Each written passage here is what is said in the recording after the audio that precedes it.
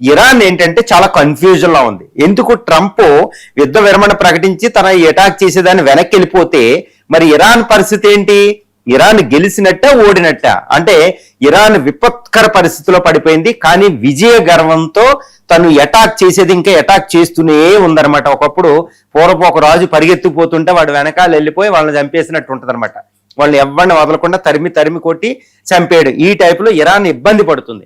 అలా తరమలేదు, ఎందుకంటే అమెరికా వెనకాల వెళ్ళలేదు, అక్కడ ఉన్న వాళ్ళని అటాక్ చేస్తుంది. ఒక రకమైన ధోరణి. కానీ అసలైన యుద్ధానికి కారణమైన ఇజ్రాయెల్ మాత్రం ఒక డిఫరెంట్ గా తన లక్ష్యం వైపు దూసుకుపోతుంది అనమాట. ఇవన్నీ అంటే ఇరాన్ ఒక రకంగా ఉంటే విజయగరంతో, ట్రంప్ యుద్ధాన్ని విరమణ అనే వ్యూహంతో ఉన్నాడు. ట్రంప్ ఇంకా ఆయన నమ్మడానికి లేదు. కానీ ఇజ్రాయెల్ యుద్ధ లక్ష్యం వైపు దూసుకుపోతుంది, కానీ విలవెలలాడుతుంది. కానీ అదే టైంలో ప్రపంచం మాత్రం విలవెలలాడుతుంది. ఎందుకంటే పెట్రోల్ ధర, ఈ పెట్రోలియం బ్యారెల్ $119 చేరి అక్కడే ఉంది.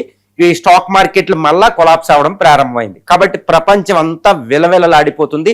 ఇదంతా ఒక పక్కన ఉంటే ఈ హర్మూజ్ స్ట్రైట్ కేంద్రంగా యుద్ధం జరుగుతుంది. ఇలా ప్రస్తుత వాతావరణం ఉంది. కానీ ఇక్కడ 13వ రోజు, గత 24 గంటల్లో యుద్ధం అంతా కేంద్రీకృతమైంది హర్మూజ్ స్ట్రైట్ ద్వారానే.